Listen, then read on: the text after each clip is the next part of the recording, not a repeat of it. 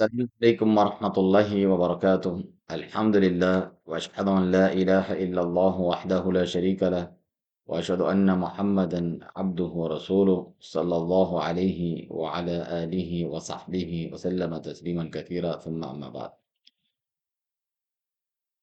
مسلمان ممالک میں صدی بھر سے اسلامی نظام کے قیام و اقامت و دین کی خلافتی جہادی سیاسی تحریکیں پیدا ہوتی رہی ہیں، جو عام عوام ہی نہیں بلکہ بڑی عقل و فہم کے حامل شخصیات تک کو اپنے مغالطوں کا شکار کرتی آئی ہیں، جن کے منہج میں سنی سلفی رنگ ہونے کے بجائے خارجی، رافضی، صہیونی، یہودی، منافقانہ اور یورپی انقلابی رنگ پایا جاتا ہے، اور فلاسفہ سے انہوں نے یہ چیزیں سیکھی ہیں۔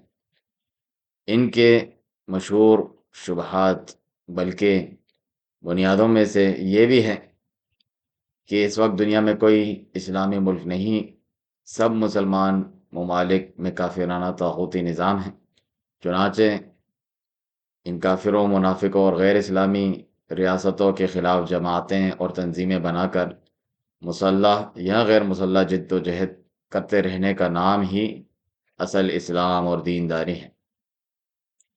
یہی ہماری پیدائش کا مقصد، نبیوں کا مشن اور اقامت دین کہلاتا ہے۔ ان کے مطابق الحمدللہ منہج الانبیاء تو سنت اور سلف کے طریقے پر چلنے والے ہمارے علماء کرام اپنی تقریر و تحریر سے بیان کرتے ہیں، جیسا کہ شیخ علامہ ربیع ابن ہادی المدخلی رحمہ اللہ، جن کی ابھی کچھ عرصے پہلے ہی وفات ہوئی، اللہ سبحانہ تعالیٰ ان کو جزائے خیر دے، ان کی مغفرت فرمائے اور جنت الفردوس میں اعلیٰ درجہ عطا فرمائے کہ آپ نے منہج الانبیاء فی الدعوۃ الی اللہ میں یہ ثابت کیا کہ تمام انبیاء کرام علیہم الصلاۃ والسلام بنیادی طور پر اللہ کی توحید کی دعوت اور شرک کے رد کے لیے تشریف لائے تھے۔ البتہ یہ جو شبہ ہے کہ آج کوئی اسلامی ملک نہیں، کے ازالے کے لیے یہ مختصر سی کوشش پیش خدمت ہیں، اور یہ ایک کتاب ہے جسے آپ حاصل کر سکتے ہیں۔ اللہ سبحانہ تعالیٰ اسے شرف قبولیت عطا فرما کر ہماری نجات اور لوگوں کی ہدایت کا ذریعہ بنائے، آمین۔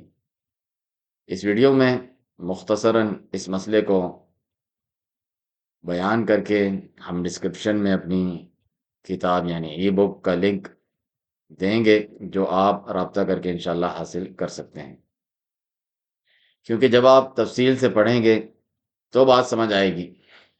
ہمارا مسئلہ ہی یہ ہے اصل میں کہ بس شارٹ کٹ بتا دو جلدی سے، دین کے لیے بھی ٹائم نہیں ہے، جس کا اس قسم کی جماعتیں اور شخصیات بھرپور فائدہ اٹھا کر اپنے پیچھے لگاتی ہیں لوگوں کو، اور اسلامی ممالک کو مطلقاً طاغوتی اور دارالکفر قرار دے کر اسلامی تحریکوں میں شامل کر لیتے ہیں۔ اللہ تعالیٰ اولو العزم پیغمبروں کا ذکر کر کے فرماتا ہے ان اقیموا الدین ولا تتفرقوا فیہ، کہ دین قائم کرو، اس میں تفرقہ نہ کرو۔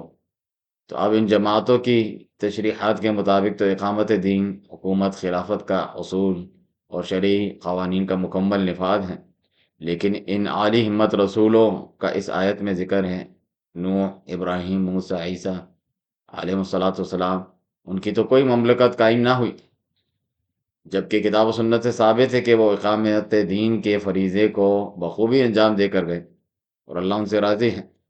اور آخری پیغمبر محمد رسول اللہ صلی اللہ علیہ وسلم کی بھی حیات مبارکہ میں پوری دنیا میں تو اسلامی حکومت قائم نہیں ہوئی تھی۔ ہاں، اصل دعوت توحید کی اور شرک سے لوگوں کو، توحید کی دعوت دینا، شرک سے لوگوں کو روکنا، وہ ذمہ داری تھی اور وہ ادا کر کے گئے۔ اللہ سبحانہ تعالیٰ کا فرمان ہے وَلَقَدْ بَعَثْنَا فِي كُلِّ أُمَّةٍ رَسُولًا أَنِ اعْبُدُوا اللَّهَ وَاجْتَنِبُوا الطَّاغُوتَ، ہم نے ہر امت میں رسول بھیجا یہی دعوت دینے کے لیے کہ ایک اللہ کی عبادت کرو، اور طاغوت جس کی بھی اللہ کے سوا عبادت کی جاتی ہے اس سے بچو۔ چنانچہ اس قسم کے لوگ ہر مسلک کی طرف منسوب پائے جاتے ہیں، خواہ وہ شیعہ ہوں، سنیوں میں سے دیوبندی، بریلوی، اہل حدیث تک کہلانے والے، حالانکہ ان سب کا منہج جو ہے وہ جماعت اسلامی ٹائپ، اخوانی، اخوان المسلمین، خارجی تکفیری، سیاسی و جہادی ہوتا ہے۔ جیسے یہ بعض نمونے آپ دیکھیں، روافظ، شیعہ کا اسلامی حکومتوں کو، تمام اسلامی حکومتوں کو اپنے علاوہ کافر قرار دینا اثنا عشری حکومت کے علاوہ کافرانہ اور طاغوتی حکومتیں ہیں کہتے ہیں۔ آپ آئینہ مذہب شیعہ میں اس کے حوالے دیکھ سکتے ہیں اس کتاب میں۔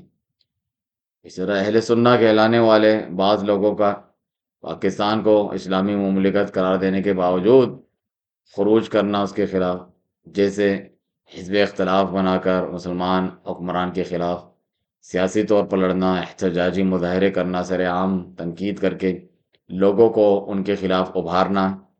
خروج صرف مسلح نہیں ہوتا بلکہ دل اور زبان سے بھی ہوتا ہے، جس کے یہ مرتکب ہوتے رہتے ہیں اور اسے اپنا دینی حق سمجھتے ہیں۔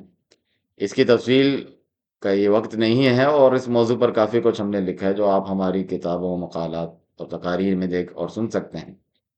اب بریلویوں کا دیکھیں، طاہر القادری کی منہاج القرآن ویب سائٹ پر آپ دیکھ سکتے ہیں، اور یا دیوبندی دارالعلوم بنوری ٹاؤن کی ویب سائٹ پر بھی اس قسم کا فتویٰ دیکھ سکتے ہیں۔ اس کے باوجود یعنی کہتے ہیں کہ مسلمانوں کا ملک ہے، اسلامی ملک ہے، اور اس کے باوجود ان کی خارجی تکفیری جماعتیں موجود ہیں، ایک سے ایک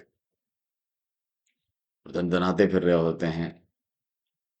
سید قطب جو اخوانیوں، قطبیوں، تکفیریوں کا لیڈر ہے، جس طرح مودودی ہیں، مولانا مودودی بھی اپنی تفسیر میں اور اس کے علاوہ تفہیمات میں جا بجا لکھتے ہیں کہ کوئی مسلمان ملک نہیں ہے، ہمیں خلافت لے کر آنی ہے، اسی کے لیے اللہ سبحانہ تعالیٰ نے ہمیں پیدا کیا ہے، اور اپنی جماعت کا نام ہی جماعت اسلامی، یعنی باقی سب غیر اسلامی ہیں، جس طرح کہ مولانا محمد بودلوی رحمہ اللہ نے اس بات کا ذکر کیا ہے، انہوں نے رکھا، اور اسی سے ہی یہ انتہا دے دیا کہ ہماری کیا نیت ہے۔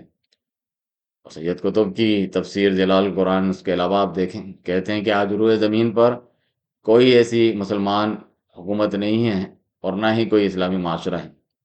اسی طرح کی باتیں تنظیم اسلامی اور جیسی جماعتوں کے منشور میں شامل ہیں، اور ڈاکٹر اسرار احمد ہوں یا حامد کمال الدین عقاب والے اس قسم کے لوگ اس کا خوب پرچار کرتے ہیں، جیسا کہ ان کا بیان دیکھا جا سکتا ہے ڈاکٹر اسرار احمد کا کہ پاکستان کا نظام کافرانہ ہے اور ہم اس کافرانہ ریاست کے شہری ہیں، اس کا کفارہ کیسے ادا ہو؟ پاکستان کا نظام کافرانہ ہے اور ہم اس کافرانہ نظام کے شہری ہیں، کیا اس کا کوئی کفارہ ہے؟ ہم ایسے ملک میں رہ رہے ہیں جس میں اللہ کا قانون نافذ نہیں ہے، جس کا مالی نظام سود اور جوئے پر ہے۔ ہم اس کو بدل نہیں سکتے، کیا کریں، کہاں جائیں، کس طرف جاؤں، کسے دیکھوں، کسے آواز دوں؟ اے ہجوم نامرادی، دل بہت گھبرائے ہیں، کہاں جاؤں؟ دنیا میں ایک انچ نہیں ہے، کوئی ملک نہیں ہے جہاں اے اللہ تیرا دین قائم ہو، جائیں تو کہاں جائیں؟ دیکھیے، ہماری بندگی جزوی ہے، نمازیں ہم پڑھ رہے ہیں، روزے ہم رکھ رہے ہیں، مسجدیں عالی شان بنائی ہیں، مدرسے بھی بہت بڑے بڑے بن گئے ہیں، واقعتاً اس میں کوئی شک نہیں، لیکن سوال یہ ہے کہ اوپر جو چھت ہے وہ تو کافرانہ ہے، قانون تو اللہ کا نہیں ہے، کتاب و سنت کے احکام تو نافذ نہیں ہے۔ ہاں، نماز ہے، روزہ ہے، حج ہے، زکوٰۃ ہے، تو نماز اور روزہ تو ہندوستان میں بھی ہو رہا ہے، اسلامی نظام کہیں نہیں آنے دیں گے۔ ہاں، نمازیں پڑھو، ہمیں کوئی اعتراض نہیں، روزے رکھو، تم روزے 30 کی بجائے 100 رکھو، ہمارا کیا لیتے ہو؟ تو اب ہم جو کفر کے تحت زندگی گزار رہے ہیں، اور اس اعتبار سے اللہ کی نگاہ میں ہم کافر ہیں، لیکن سوال یہ ہے کہ جائیں تو کہاں جائیں، کریں تو کیا کریں؟ نظام کفر کا ہے، قرآن کہتا ہے وَمَن لَّمْ يَحْكُم بِمَا أَنزَلَ اللَّهُ فَأُولَٰئِكَ هُمُ الْكَافِرُونَ۔ جو لوگ قرآن کی، اللہ کی اتاری ہوئی شریعت کے مطابق فیصلے نہیں کرتے، وہی تو کافر ہے۔ کافر کسے کہتے ہیں؟ اقبال نے کہا نا، بتوں سے تجھ کو امید ہے، خدا سے نو امیدی، مجھے بتا تو صحیح اور کافری کیا ہے؟ تمہاری ساری امیدیں امریکہ کے ساتھ وابستہ ہیں، وہ مسئلہ طے کرا دے، وہ یہ کرا دے، وہ کرا دے، وہ معاملہ ہمارا۔ بلکہ ایرانی رافضی خمینی کے کفری عقائد پر مبنی انقلاب کو اسلامی مثالی انقلاب قرار دیتے ہیں، اس کی تعریف کرتے ہیں، اور سنیوں کو سن قرار دیتے ہیں کہ وہ حکمران کے خلاف نکلنے کا عقیدہ نہیں رکھتے، حالانکہ وہ سنت کے مطابق اس پر چلتے ہیں۔ سالک مقامات میں کھو گیا اور یہ امت خرافات میں کھو گئی، یہ سارا معاملہ جو ہے، اور ملا کا معاملہ کیا ہے؟ دو طرف سے۔ ملا نے سب سے پہلے، ہمارے فقہا نے متغلب کی حکومت کو جائز قرار دیا، یعنی اگر کوئی شخص اپنی قوت کے بل پر آ کر حکومت پر قبضہ کر لے تو جائز ہے، اور حکمران کے خلاف کوئی بغاوت نہیں کر سکتے جب تک کہ وہ تمہیں کفر کا حکم نہ دے۔ کفر کا کائے کو حکم دے گا؟ وہ اپنے عیش بنائے گا، اپنے محل بنائے گا، اپنی رنگ رلیاں کرے گا، اپنے آپ کو کفر کا حکم دینے کی ضرورت کیا ہے؟ یہ تصور ہے جو سنی اسلام کے اندر اس کی رگوں میں چلا گیا اور اس نے سن کر دیا اسلام کو۔ استثناء اگر ہے تو شیعہ اسلام ہے، وہ تسلیم نہیں کرتے، چاہے کھڑے نہ ہو، مقابلہ نہ کریں، تسلیم نہیں کرتے، ذہناً ریکنسائل نہیں کرتے، نفرت کرتے۔ یہی ان کی پوری تاریخ کے اندر ہے۔ لیکن ہمارے ہاں کیا ہے؟ شیخ الاسلام بن کر بیٹھے ہوئے ہیں اللہ خمینی صاحب نے، کہ انہوں نے یہ ایران کے شیعوں کو باور کرایا کہ بھائی جب آئیں گے حضرت مہدی آ جائیں گے، لیکن ہم اب ہاتھ پر ہاتھ رکھ کر بیٹھے رہیں، باقی کو چیلنج بھی نہ کریں، ایسا ہموار کیا جائے۔ تو یہ ان کی بڑی عظمت ہے آیت اللہ خمینی صاحب کی کہ اہل تشیع ایران کے جو ہے ان سے انہوں نے یہ بات منوا لی کہ ہم بالکل انرٹ نہیں بیٹھے رہیں گے، بلکہ اب انہیں نائب امام قرار دے کر اور ولایت فقیہ کے فلسفے کے حوالے سے، یہ دو چیزیں ان کی جو ہے بنیادی فلسفے کی ہیں، وہ اس وقت میرا موضوع نہیں ہے، انہوں نے عوام کو ایسا کھڑا کیا ہے کہ 20,000 سے لے کر 30,000 کے درمیان انسانوں نے جانیں دے دی۔ یہ جذبہ انہی میں ہے۔ واقعہ یہ ہے کہ اہل سنت کے اندر یہ جذبہ نہ ہونے کے برابر ہے۔ جو میں واقعات الفاظ میں کہہ رہا ہوں، پورے عالم اسلام میں صرف شیعہ ایران ایسا نکلا ہے کہ جس نے بادشاہت کا خاتمہ کیا۔ نہ کہ سعودی عرب میں بادشاہت بیٹھی ہوئی ہے، ڈاکٹر بیٹھی ہوئی ہے، اربوں ڈالر کا ایک ایک محل بنتا ہے ان بادشاہوں کا، اور پھر بھی سن کوئی حرکت نہیں۔ نام نہاد اہل حدیثوں کو آپ دیکھیں، حافظ صلاح الدین یوسف صاحب ہوں ان کے، اور یہاں شیخ عبداللہ ناصر رحمانی ہوں، مولانا ارشاد الحق اثری، سید توصیف الرحمن راشدی، یہاں ان کے بھائی شفیق الرحمن راشدی۔ اللہ کے بندو، اس ظلم کو سمجھنے کی کوشش کرو کہ ہاتھوں ہوتی ہے ظلم کی، کہ ایک مسئلے کی بنیاد پر جماعت بنانا اور باقاعدہ اس کا امیر ہو، کچھ تو حیا ہونی چاہیے۔ اس اللہ کے پیغمبر کے منہج کے تم فارغ نالائق لوگوں، امت میں اختلاف و انتشار پیدا کرتے ہو، تو پھر ان حالات میں اللہ کا دین کیسے قائم ہو سکتا ہے؟ بڑے بڑے دعوے موجود ہیں، بڑی بڑی جماعتیں موجود ہیں، بڑے بڑے نام موجود ہیں، لیکن ایک انچ زمین پر اللہ کا دین قائم نہیں۔ اس کے بعد بقیہ جماعتیں شریک ہوئیں۔ ہمارا ایک ہی مقصد تھا کہ اللہ کا دین قائم ہو، اگر 15 لاکھ افراد کی قربانی کے بعد بھی، اور لاکھوں افراد کے بے گھر ہونے کے بعد بھی، ہزاروں اور لاکھوں بچوں کے یتیم ہونے کے بعد بھی، اور کروڑ ہار ارب ہار سرمایہ کی ہلاکت کے بعد بھی، جہاں اللہ کا دین نہیں آتا تو ہمارا جہاد جاری رہے گا۔ ہم چہروں کو نہیں دیکھتے، کل روس سے لڑے تھے، اس کے بعد افغانستان کے کمیونسٹوں سے لڑے تھے۔ آج اگر یہ اسلامی حکومت اسلام کا نام لینے کے باوجود اسلام کو نافذ نہ کر سکی تو اس حکومت سے لڑیں۔ مقصد صرف اقامت دین۔ اب سوال یہ ہے کہ یہاں جماعت سے کیا مراد ہے؟ ایک تو جماعت کبریٰ ہوتی ہے جس کو ہم خلافت بھی کہتے ہیں، جماعت الام بھی کہتے ہیں، وہ اگر موجود ہے تو اس امیر کی سمع اور اطاعت فرض ہے، اور جماعت کی جو باہمی جو ایک اقتضاء ہے کہ آپس کی محبت قائم رہے اور ہر شخص جڑا رہے جماعت کے ساتھ، یہ فرض ہوگا۔ اس امام کی بیعت کرنا فرض ہوگا۔ تو ایک تو جماعت کا یہ تصور ہے۔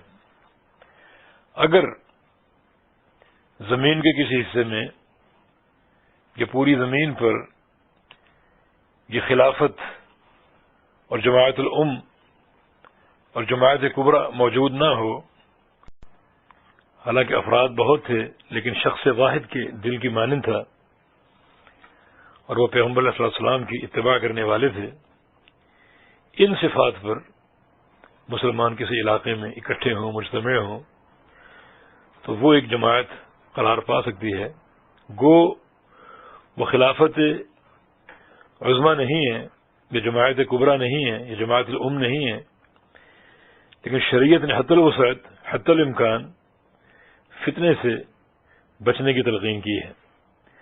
تو پھر کسی بستی کسی علاقے میں اگر وہ لوگ جمع ہیں تو وہی اس علاقے کی جماعت قرار پا سکتی ہے. لہذا اگر جماعت کبریٰ موجود ہے تو اس کی بیعت کرنا فرض ہے. اگر وہ موجود نہیں ہے اور کسی بھی علاقے میں لوگ موجود ہیں جو حق امور کے ساتھ ہیں اور صحابہ کے منہج پر فائز ہیں تو ان کا ساتھ دینا چاہیے. بلکہ اہل حق کہیں جمع ہوں، مل جل کر کام کریں تو کام کرتے کرتے بالآخر ایک جماعت بن ہی جاتی ہے اللہ کی طرف سے. السلام علیکم ورحمۃ اللہ وبرکاتہ. جزاکم اللہ. شیخ بھائی کا سوال ہے علم سیکر کا، میں پڑھ دیتا ہوں کہ شیخ آپ نے جو شرح سننا کے جماعت والے درس میں جماعت کو جو بیان کیا تھا اس میں حکمرانوں کا کیا کردار ہے؟ ہم نے سنا ہے دوسری تفسیر میں اس میں بیان کیا گیا ہے کہ اگر جماعت کبریٰ موجود نہیں تو آج کی موجودہ حکومتیں اس کے قائم مقام ہوں گی اور اس سے خروج جائز نہیں، اور اس کو جماعت کہا ہے. اس کے بارے میں بتا دیں. جزاکم اللہ خیر. السلام علیکم. اب جو موجودہ حکام ہیں ان پر یہ بات لازم نہیں آتی، یہ فٹ نہیں آتی. ایک تو ان کو عقیدے کا اہتمام نہیں ہے اور نہ ہی اتنا عمل کا اہتمام ہے جو تعلق باللہ اور خشیت الہی موجود نہیں ہے. لہذا وہ جو جماعت کے اندر شامل رہنا ضروری ہے وہ تبھی منطبق ہوگا جب یہ دو باتیں اس میں موجود ہوں. تو چونکہ حکام پر یہ باتیں منطبق نہیں ہو رہی. جی سوال یہ ہے کہ جو صحیح مسلم کی حدیث ہے جماعت المسلمین اور اس کے امام کی، تو جماعت المسلمین اس وقت کیا موجود ہے اور کیا اس کا امام موجود ہے اور کیا اس کی اطاعت واجب ہے؟ جماعت المسلمین جو ہے نا وہ جس معنی میں جماعت ہوتی ہے موجود نہیں ہے. جی. اور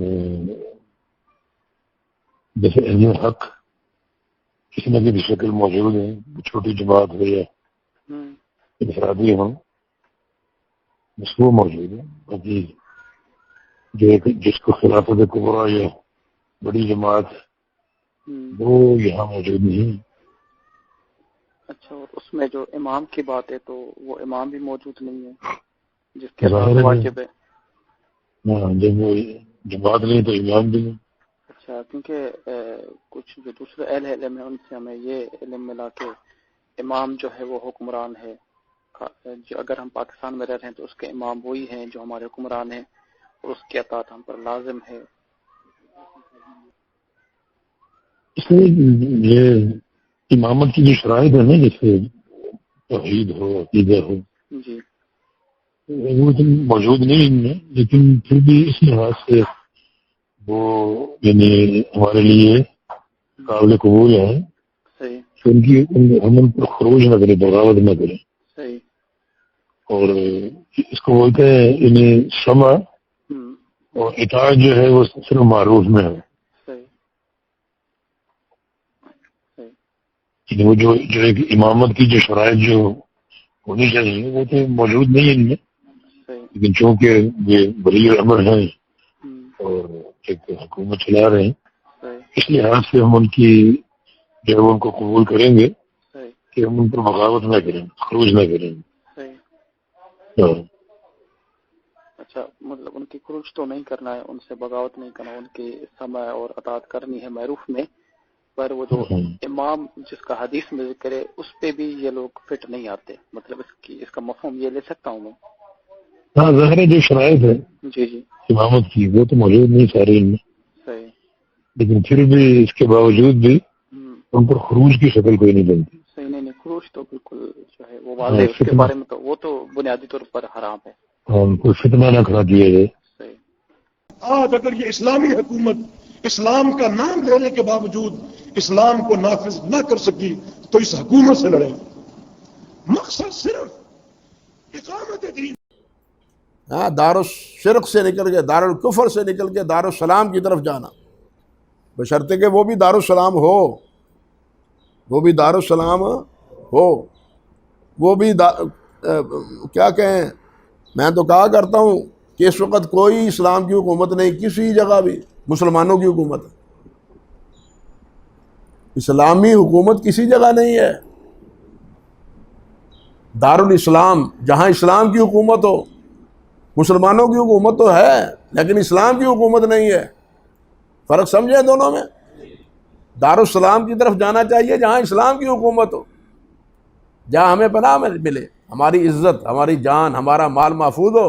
لوگوں کو کیا مل رہا ہے؟ نہ کھانے کو مل رہا ہے، نہ علاج کے لیے کوئی چیز مل رہی ہے، ہاں جی، نہ اشیاء خرد و نوش جو ہیں وہ باقی اشیاء بھی کتنی مہنگی ہو چکی ہیں، پٹرول کتنا ہے، بجلی کتنی ہے، سوئی گیس کتنا ہے، یہ امانت دار حکومت نے ہمیں دیا ہے، وہ اس نے لکھا ہمیں وہ خائن اچھے تھے، سب کچھ یہ مل تو رہا تھا سستے داموں، وہ خائن تھے بہتر تھے ان امانت داروں سے۔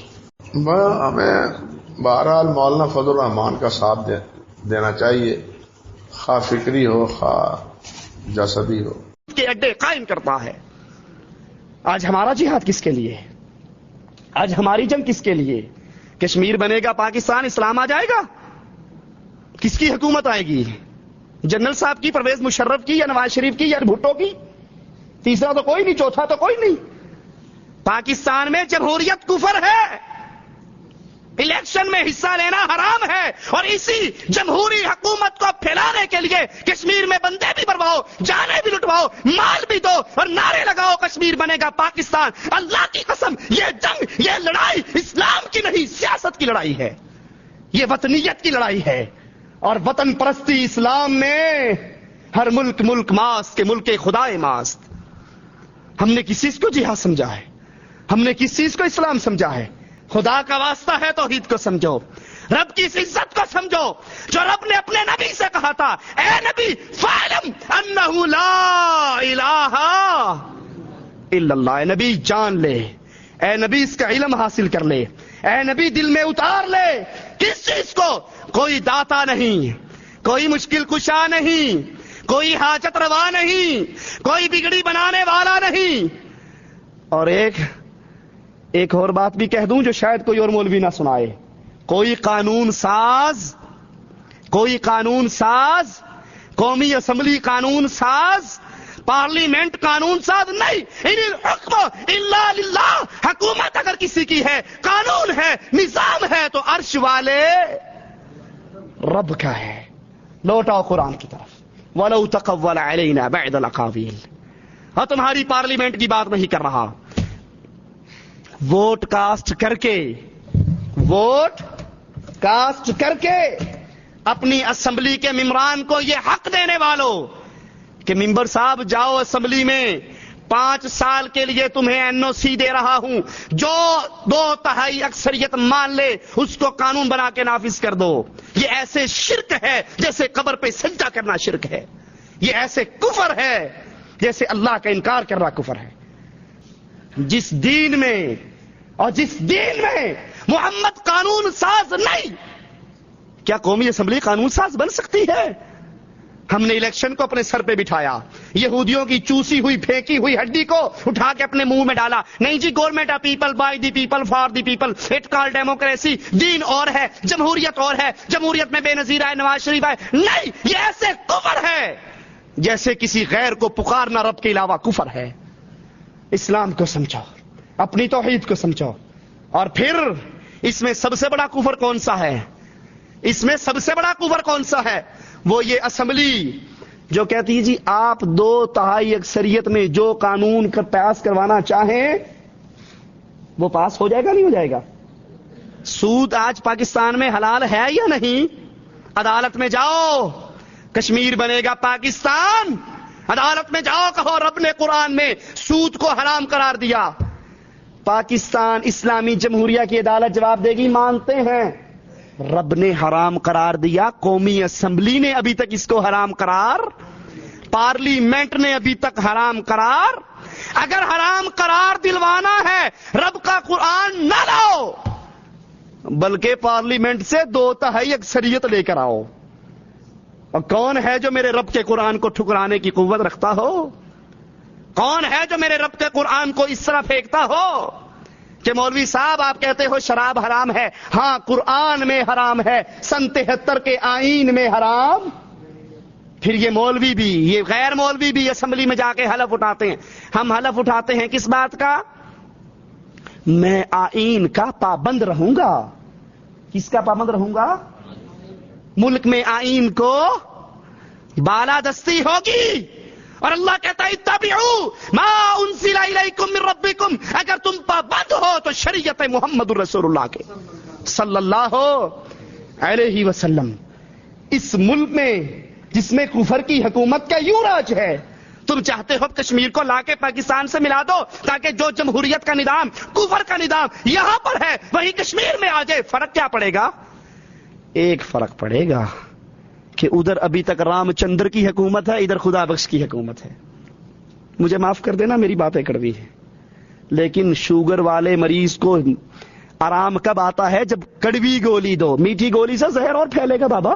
ادھر رام چندر کی حکومت اور ادھر خدا بخش کی حکومت. یہاں پر غریب نواز ہے، یہاں پر علی حجویری داتا گنج بخش ہے. بلکہ مولوی اسحاق جوہال والا اور انجینئر علی مرزا وہ بھی اس میں پیش ہیں. یہ اس سسٹم کے لیے تھا جس سسٹم میں واقعی لوگ زمین کے حصول کے لیے لڑتے تھے، جو اللہ معافی دے آپ کے بڑے کرتے رہے ہیں. سلطنت عثمانیہ ایک قبیلے کی حکومت تھی، اس کی ایکسپینشن تھی. ارطغرل غازی ورنہ اپنے لوگوں پر تو ظلم نہ کرتے، کعبے میں 4 مسلح تو نہ ڈالتے. بنو عباس، بنو امیہ، یہ حکومتیں ایک سپر پاور کی ایکسپینشن تھی، ورنہ اپنے لوگوں پر تو ظلم نہ کرتے. اہل البیت پہ تو ظلم نہ کرتے. یہ لوگ مسلمانوں کا قتل عام تو نہ کرتے. ہم انہیں صرف مسلمان حکومتیں مانتے ہیں، اسلامک حکومتیں نہیں مانتے. خلفائے راشدین تک بات درست تھی، اس کے بعد سب مسلمان حکومتیں ہیں، اسلامک حکومتیں نہیں ہیں. جیسے کہا نا ابن مولانا ابوالکلام آزاد نے کہ یہ اسلام کی حقیقت ہے. اسلام سمجھنا چاہتے ہو ہے کیا؟ صرف حسین. رمز قرآن حسینہ موختن زیاد سے شعرا فروختن. اقبال کہتا ہے قرآن کی تفسیر تو ہمیں سمجھ ہی حسین سے آئی. جب حسین کو سمجھا تو پتا چلا کہ مسلمان طاغوتوں کے سامنے سر جھکانے کے لیے پیدا نہیں ہوا کہ ظالم تختوں پر بیٹھ جائیں، ہم صرف سر جھکاتے رہیں.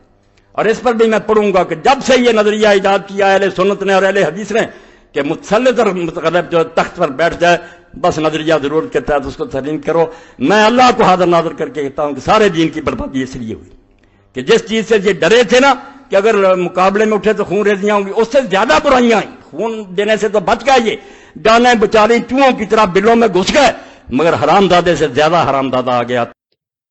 بلکہ انڈین جمعیت اہل حدیث جو ہیں اس کے شیخ محمد رحمانی مدنی تو اپنے حالیہ بیان میں کہتے ہیں کہ پاکستان کو اسلامی مملکت ماننے کے لیے تیار نہیں ہے اور ہندوستان اور وہ دونوں برابر ہیں. سوال یہ ہے کہ پڑوسی ملک پاکستان کا اسلامی اسٹیٹس کیا ہے، اور وہاں کی صورتحال کے لحاظ سے کیا ہم یہ کہہ سکتے ہیں کہ وہاں پر اسلامی حکومت قائم ہے یا اسلامی نظام چلتا ہے؟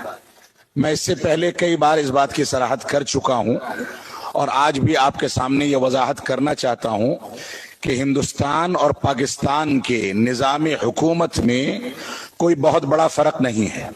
دونوں جگہوں پر جمہوری نظام چلتا ہے، لیکن جہاں تک اسلامی اسٹیٹس کا مسئلہ ہے، پاکستان جب ہندوستان سے تقسیم ہو کر کے الگ ہوا تھا تو اس کا جن لوگوں نے تقسیم کیا تھا ان کا بنیادی مقصد دنیا داری تھا، اپنے لیے عہدوں و منصب کو قائم کرنا تھا. اسلامی بنیادوں پر ملک الگ نہیں کیا گیا تھا، بلکہ اسی وجہ سے ہندوستان میں مولانا ابوالکلام آزاد رحمت اللہ علیہ نے اس بات کی صراحت کی کہ ہم ہندوستان ہی میں رہنا چاہتے ہیں، یہی ہمارا وطن ہے، یہی ہم پیدا ہوئے ہیں اور یہیں پر ہم کو وفات ملنی ہے، یہیں پر مرنا ہے. تو ہندوستان اب بھی ہمارے لیے دوسرے بہت سارے ممالک سے محفوظ ترین ملک ہے. جہاں تک پاکستان کے اسلامی اسٹیٹس کا مسئلہ ہے تو میں اس بات کی صراحت کر دوں کہ وہاں پر قتل و خیرزی کی جاتی ہے. خوارج کا ذہن رکھنے والے ہندوستان سے زیادہ پاکستان میں پائے جاتے ہیں. آپ کو انشاءاللہ تقسیم ہندوستان سے قبل کے بھی فتاوی نواب صدیق حسن خان رحمہ اللہ کے اس کتاب میں مل جائیں گے. اور کہ وہ دارالاسلام تھا، پورا تھا، یا کچھ ریاستیں تھیں، یا دارالکفر تھا، اس کی تفصیلات آپ پڑھ سکتے ہیں۔ اسلامی مملکت پاکستان کے تو دستور میں جو ہے لکھا ہے کہ قرارداد اور قرارداد مقاصد موجود ہے، آئین موجود ہے، جس میں شرعی حدود، تعزیرات وغیرہ کا بھی ذکر ہے۔ اسلام کے جو ہے احکامات اور تعلیمات کو سیکھنا اور سب پر لاگو کرنا، اس کا بھی ذکر ہے۔ اور تمام قوانین کو کتاب و سنت کے مطابق ہونا چاہیے، جو نہیں اسے اس کے مطابق ڈھالا جانا چاہیے۔ اس کے لیے اسلامی نظریاتی کونسل تک جو ہے موجود ہے۔ چنانچہ آپ دیکھیں سنت اور سیرت میں کہ رسول اللہ صلی اللہ علیہ وسلم تو صرف اذان کی آواز سن کر کسی بستی علاقے پر اسلام کا حکم لگاتے، اس پر حملہ نہ کرتے۔ صحیح بخاری میں موجود ہے کتاب الاذان میں، آپ باب دیکھیں کہ اذان کی وجہ سے مسلمانوں کے خون کا تحفظ۔ اور صحیح مسلم میں بھی امام نووی رحمہ اللہ نے یہی باب باندھا ہے کہ دارالکفر میں کسی قوم پر حملہ کرنے سے رک جانا اگر وہاں اذان کی آواز سنائی دے۔ انس بن مالک رضی اللہ عنہ سے روایت ہے کہ جب آپ صلی اللہ علیہ وسلم ہمارے ساتھ کسی قوم سے جہاد کرتے تو ہمیں لے کر اس وقت تک جہاد شروع نہ کرتے یہاں تک کہ صبح ہو جاتی، انتظار کرتے، اذان کی آواز سنتے تو رک جاتے، اور جب نہیں سنتے تو پھر ان کے اوپر حملہ کر دیتے۔ جس طرح خیبر کی جانب جہاد کے لیے جب وہ نکلے تھے تو اس میں آپ نے یہ بات ذکر فرمائی ہے۔ امام نووی رحمہ اللہ اس کی شرح میں فرماتے ہیں کہ اس حدیث میں دلیل ہے کہ بلا شبہ اذان کسی علاقے کے لوگوں پر حملہ کرنے سے روکتی ہیں، کیونکہ یہ یقیناً ان کے اسلام کی دلیل ہے۔ یہی بات شیخ ابن عثیمین رحمہ اللہ، شیخ عبد المحسن العباد حافظہ اللہ بھی فرماتے ہیں اس کی تشریح میں۔ جہاں شعائر اسلام ظاہر ہوں وہ دارالاسلام مسلمان ملک ہیں۔ حافظ ابو بکر الاسماعیلی جن کی وفات 371 ہجری میں ہوئی فرماتے ہیں کہ اہل سنہ یہ عقیدہ رکھتے ہیں کہ کوئی بھی ملک دارالاسلام کہلائے گا نہ کہ دارالکفر، جیسا کہ معتزلہ کا عقیدہ ہے، یعنی مسلمانوں کا جو ملک ہے، جب تک نماز کے لیے اذان و اقامت وہاں ظاہر ہوں اور وہاں کے رہنے والے امن کے ساتھ بے روک ٹوک یہ کام کر سکتے ہوں۔ امام ابن تیمیہ رحمہ اللہ کا ماردین علاقے میں جہاں تاتاریوں کی حکومت تھی، قابض ہو گئے تھے، اس کے متعلق بھی فتویٰ ہم نے اس کتاب میں ذکر کیا ہے کہ مخلوط حکومت بھی ہوتی ہے، کافر ہیں اور مسلمان ان کی رعایا ہے ریاست میں، تو اس کا کیا حکم ہے؟ اس پہ بھی مطلق جو ہے کفر کا حکم نہیں لگتا۔ امام شوکانی رحمہ اللہ فرماتے ہیں اصل اعتبار ظہور کلمہ کا ہوتا ہے، یعنی جن کی وہاں چلتی ہے، جن کی ریٹ قائم ہوتی ہے۔ اگر اوامر و نواہی کسی ملک میں اہل اسلام کے اختیار میں ہیں، اس طرح کے وہاں جو کافر رہتے ہیں اپنا کفر جو ہے کھلم کھلا ظاہر نہ کر سکیں، لیکن انہیں اہل اسلام سے اجازت لینی پڑتی ہے حکومت سے، تو یہ دارالاسلام ہے۔ اور کفریاں خصلتیں وہاں ظاہر ہونا اس کے لیے نقصان دہ نہیں، یعنی وہ اس کی وجہ سے فوراً دارالکفر نہیں بن جاتا، کیونکہ وہ کافروں کی قوت کی وجہ سے نہیں ہے، نہ ہی ان کے اثر و نفوذ کی وجہ سے۔ اور اگر معاملہ اس کے برعکس ہو تو اس دار کا حکم بھی اس کے برعکس ہوگا۔ شیخ ابن عثیمین رحمہ اللہ سے پوچھا گیا جو ممالک وضعی قوانین، اسی پر یہ لوگ تکفیر کرتے ہیں، یعنی خود ساختہ جو لوگوں کے قوانین کے مطابق فیصلے کرتے ہیں، کیا وہ دارالاسلام ہیں یا دارالحرب ہیں؟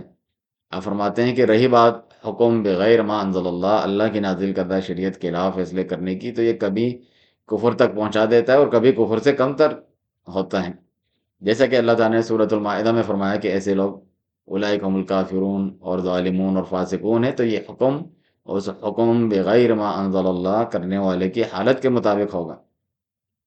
اگر مان لیا جائے کہ وہ کفر کے درجے تک پہنچ چکا ہے، پھر بھی وہ اس وجہ سے دارالاسلام تبدیل نہیں ہو جائے گا جب تک وہاں کے رہنے والے مسلمان ہیں اور جس چیز پر وہ حاکم قائم ہے وہ اس پر مجبور ہیں۔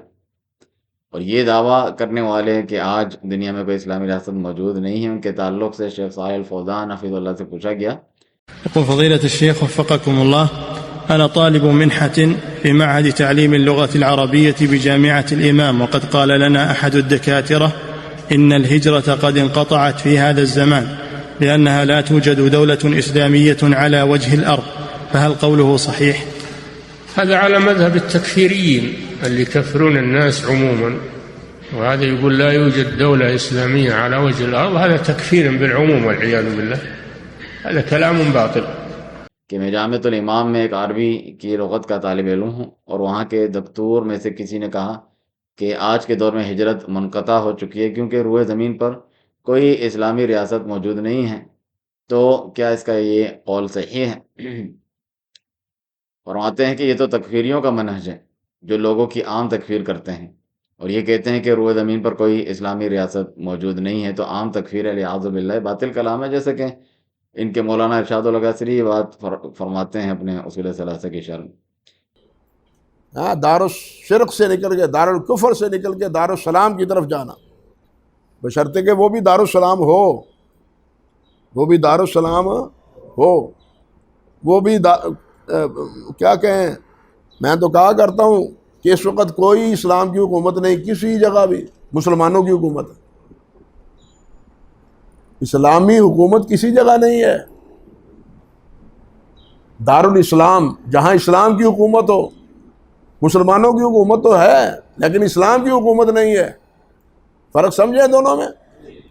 دارالسلام کی طرف جانا چاہیے جہاں اسلام کی حکومت ہو، جہاں ہمیں پناہ ملے، ہماری عزت، ہماری جان، ہمارا مال محفوظ ہو۔ اس قسم کے لوگ ہر مسلک کی جانب منسوب ہوتے ہیں، اس طرح آپ نے دیکھا۔ چنانچہ اس قسم کی شخصیات اور جماعتوں کے کچھ گنے چنے نکات ہوتے ہیں، ان نکات پر یعنی جس کی بنا پر وہ کسی ملک کو کافر طاغوتی ملک قرار دیتے ہیں، اس کے خلاف خروج کرنا، باتیں کرنا جو ہے جائز سمجھتے ہیں، اس پر تلے ہوتے ہیں، ان کی جماعتوں کی بنیادی یہ ہوتی ہے جیسا کہ قانون سازی صرف اللہ تعالیٰ کا حق ہے، اور جو حکومت قانون سازی کر کے اس میں شریک ہوتی ہے، ام لہم شرکاء شرعوا لہم من الدین ما لم یأذن بہ اللہ، اس طرح وہ کہتے ہیں، حالانکہ قانون سازی کرنا جائز ہے، شریعت اللہ سبحانہ تعالیٰ کی طرف سے نازل ہوتی ہے، کائنات میں حکم اس کا چلتا ہے، چاہے وہ کائناتی حکم ہے، دینی شرعی، لیکن شرط یہ ہے کہ وہ شریعت کے خلاف نہ ہو۔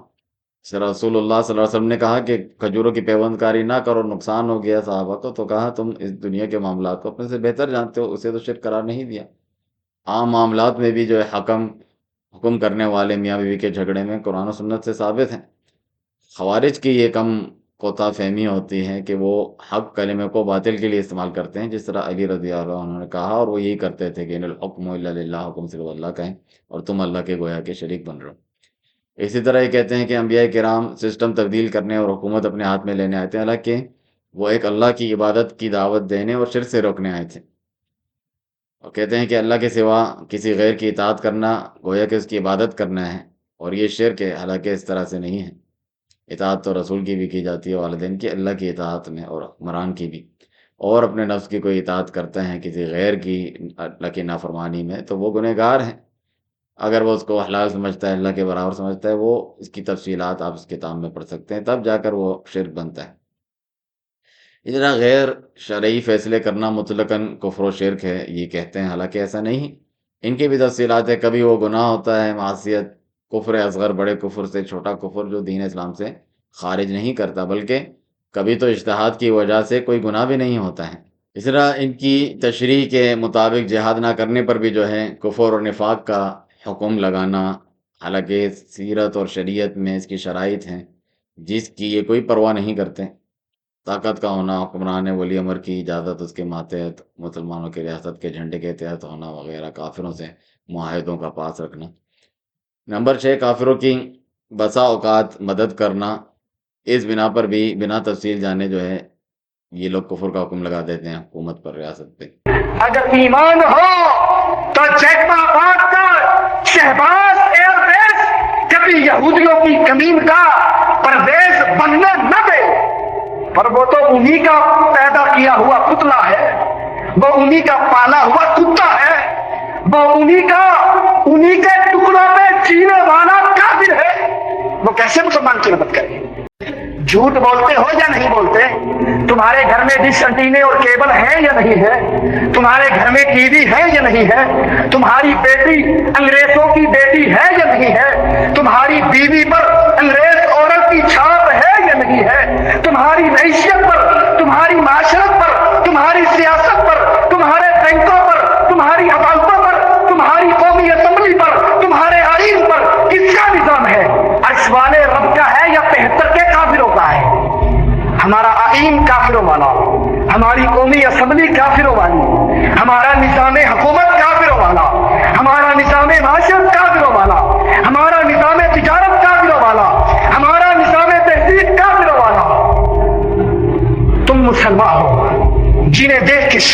یہود، تمدن میں تم نصارا، تہذیب میں تم ہنود۔ رب کہتے ہیں نئے قانون ساز، رب کہتے ہیں، رب کہتا ہے کہ اللہ کے لیے حکومت ہے، حکم اللہ کا، حکومت اللہ کی، امر اللہ کا، بندے اللہ کے۔ ہم کہتے ہیں نہیں، ہماری قومی اسمبلی قانون ساز ہے، ہمارا ملک قانون ساز ہے، ہماری عدالتیں فیصلہ کرنے والی۔ رب کہتا ہے وَمَن لَّمْ يَحْكُم بِمَا أَنزَلَ اللَّهُ فَأُولَٰئِكَ هُمُ الْكَافِرُونَ۔ جو رب کے قانون کے مطابق فیصلہ نہیں کرتے وہ پکے ٹھکے کافر ہیں۔ بتاؤ لاہوریو، تمہاری سپریم کورٹ نے فیصلہ دیا تھا کہ نہیں دیا کہ سود قرآن کی روشنی میں حرام ہے، آئین کی روشنی میں حرام نہیں ہے؟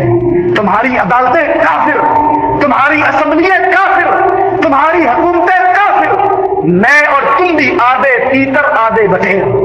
لوگو یا ایھا الذین آمنو آمنوا باللہ، کلمہ پڑھنے والا ایمان لے آؤ۔ داڑھی رکھ کے بندہ مسلمان نہیں ہوا کرتا، نماز پڑھ کے بندہ مسلمان نہیں ہوا کرتا۔ دنیا کے بنے ہوئے جھوٹے خداؤں کا بائیکاٹ کرو۔ صرف پاکستان کی آبادی کتنی ہے؟ 14 کروڑ مردے، جن کے اوپر ان مردوں کا سردار پرویز مشرف مسلط ہے۔ وہ پرویز، وہ کافر جو اپنوں سے لڑ سکتا ہے، غیروں سے لڑتے ہوئے اس کی مونچھ نیچے ہو جاتی ہے، جو علماء کو جیل میں ڈال سکتا ہے، جو امریکہ کے ساتھ مل کر افغانستان کے معصوم بچوں کو مار ہو سکتا ہے، کلمہ پڑھنے والوں کی حفاظت کر سکتا، ایسا غدار، ایسا کافر جو ہندوؤں کا بسنت کا تہوار منانے کے لیے اپنی بیوی کا ہاتھ غیر مردوں کے ہاتھ میں دیتا ہے، غیر عورتوں کا ہاتھ اپنے ہاتھ میں لے کے ساری رات پتنگ بازی کر سکتا ہے۔ سنو، ایسا غدار کافر مسلمان بچیوں کی عزتوں کا محافظ نہیں ہو سکتا۔ 1.5 لاکھ امریکی، 2,10,000 امریکی اور 14 کروڑ کے پاکستانی مردے، لیکن ہم بھی مردے ہیں، ہماری حکومت والے بھی مردے ہیں، وہ بھی کافر ہیں، ہم بھی کافر ہیں۔ اگر ہم مسلمان ہوں، فضائے بدر پیدا کر، فرشتے تیری نصرت کو اتر سکتے ہیں، گردوں سے قطار اندر۔ ساتویں بات یہ ہے کہ ملک میں فسق و فجور کا عام ہونا، بے روک ٹوک ان کا چلنا، جیسے کہ سود خوری، بھینس کی صورت میں شراب نوشی، فحاشی اور یعنی، حالانکہ استحلال کا مطلب ہے کہ انہیں حلال جاننا، حلال قرار دینا، اسے کفر شمار کیا جاتا ہے، لیکن ان کے ارتکاب کرنا، ان میں مبتلا ہونا، یہ فسق و فجور قرار دیا جاتا ہے، چاہے جتنے بڑے پیمانے پہ ہو۔ اور یہ کہتے ہیں کہ ناجائز طریقے سے حکمران بنے ہیں، ہماری اسلامی تحریک کے امیر کی اطاعت کرو۔ حالانکہ افراد بہت تھے، لیکن شخص واحد کے دل کی مانند تھا، اور وہ پیغمبر علیہ السلام کی اتباع کرنے والے تھے۔ ان صفات پر مسلمان کسی علاقے میں اکٹھے ہوں، مجتمع ہوں، تو وہ ایک جماعت قرار پا سکتی ہے۔ گو وہ خلافت عظمیٰ نہیں ہے، یہ جماعت کبریٰ نہیں ہے، یہ جماعت الام نہیں ہے، لیکن شریعت نے حتی الوسعت، حتی الامکان فتنے سے بچنے کی تلقین کی ہے۔ تو پھر کسی بستی، کسی علاقے میں اگر وہ لوگ جمع ہیں تو وہی اس علاقے کی جماعت قرار پا سکتی ہے۔ لہذا اگر جماعت کبریٰ موجود ہے تو اس کی بیعت کرنا فرض ہے۔ اگر وہ موجود نہیں ہے اور کسی بھی علاقے میں لوگ موجود ہیں جو حق امور کے ساتھ ہیں اور صحابہ کے منہج پر فائز ہیں تو ان کا ساتھ دینا چاہیے، بلکہ اہل حق کہیں جمع ہوں، مل جل کر کام کریں، تو کام کرتے کرتے بالآخر ایک جماعت بن ہی جاتی ہے اللہ کی طرف سے۔ ایک مولوی صاحب نے مجھ سے پوچھا کہ خلیفہ وقت چاہے فاسق فاجر کیوں نہ ہو، اس کے خلاف بغاوت کرنا تو خروج کہلاتا ہے۔ آپ جو کچھ کر رہے ہیں کیا یہ شرعاً جائز ہے؟ میں نے کہا خروج تب ہوتا ہے جب پہلے بیعت تو کی ہو، ہم نے تو پہلے ہی دن سے اس کی بیعت نہیں کی. ہم تو حضرت حسین کے پیروکار ہیں جس نے پہلے دن سے یزید کی بیعت نہیں کی، اور کوئی دنیا کا مسلک حضرت حسین علیہ السلام کے واقعہ کربلا کو بغاوت نہیں کہہ رہا ہے. حالانکہ حدیث کے مطابق اور سلف صالحین کے منہج کے مطابق چاہے ظالم شیطانی دل والے، مال چھیننے اور کوڑے مارنے والے، حبشی غلام نااہل حکمران بھی آ جائے تو معروف میں اس کی اطاعت کرتے تھے اور اس کے خلاف نہیں نکلتے تھے، اسے خفیہ نصیحت کرتے، اس کے لیے دعا کرتے. ان تمام باتوں کے دلائل جاننے کے لیے آپ ہماری شائع کردہ ای بک موجودہ مسلمان ممالک کو اسلامی ریاستیں تسلیم نہ کرنا کا ضرور مطالعہ کیجیے. اللہ تعالیٰ سے دعا ہے کہ مسلمان ریاستوں، حکومتوں اور عوام کی اصلاح فرما دے، عقیدے میں، ایمان میں، اپنے اعمال میں اور سیاست و معیشت، اقتصادیات میں، حقوق اللہ، حقوق العباد، سب میں کتاب و سنت اور منہج اور فہم سلف صالحین پر وہ گامزن ہوں، اور اس کے اللہ سبحانہ وتعالیٰ انہیں جو ہے توفیق عطا فرمائے اور مسلمانوں کو اور اسلام کو عروج عطا فرمائے. وجزاکم اللہ خیرا وسبحانک اللہم وبحمدک اشہد ان لا الہ الا انت استغفرک واتوب الیک.